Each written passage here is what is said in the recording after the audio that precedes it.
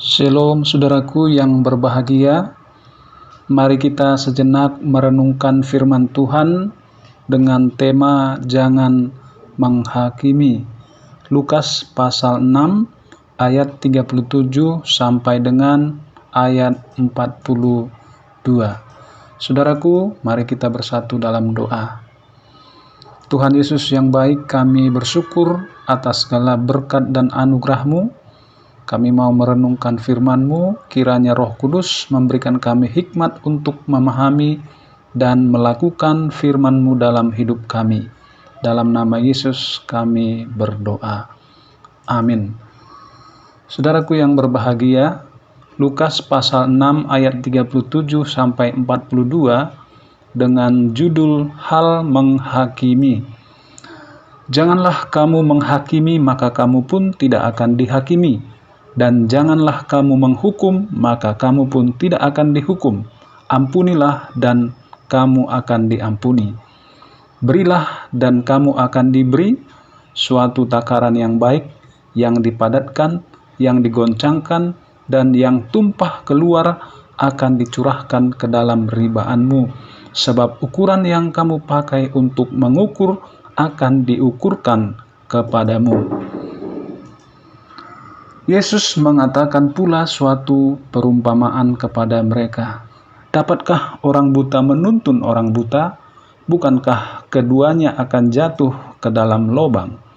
Seorang murid tidak lebih daripada gurunya, tetapi barang siapa yang telah tamat pelajarannya akan sama dengan gurunya. Mengapakah engkau melihat selumbar di dalam mata saudaramu, sedangkan balok di dalam matamu sendiri tidak engkau ketahui?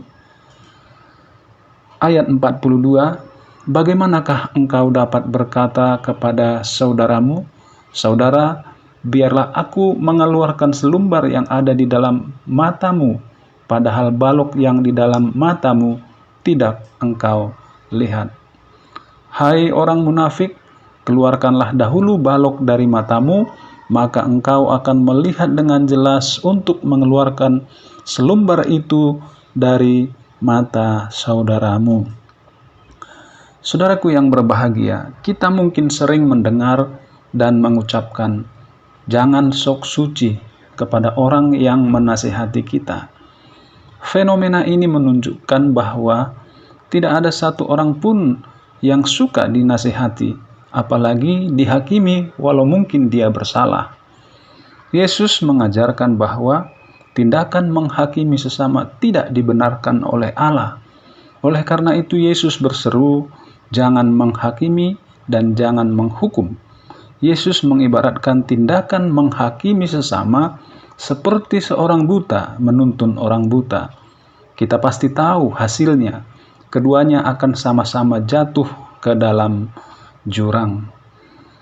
Bagi Yesus, tindakan menghakimi hampir sama dengan orang yang selalu merasa diri benar, yang memandang orang lain lebih bersalah daripada diri sendiri. Saudaraku yang berbahagia, Allah melarang kita menjadi hakim bagi sesama karena penghakiman adalah haknya. Dialah satu-satunya hakim yang adil. Cara Allah menghakimi berbeda dengan cara manusia. Manusia cenderung merasa dirinya benar, akibatnya ketika menghakimi sesama akan merasa diri lebih suci.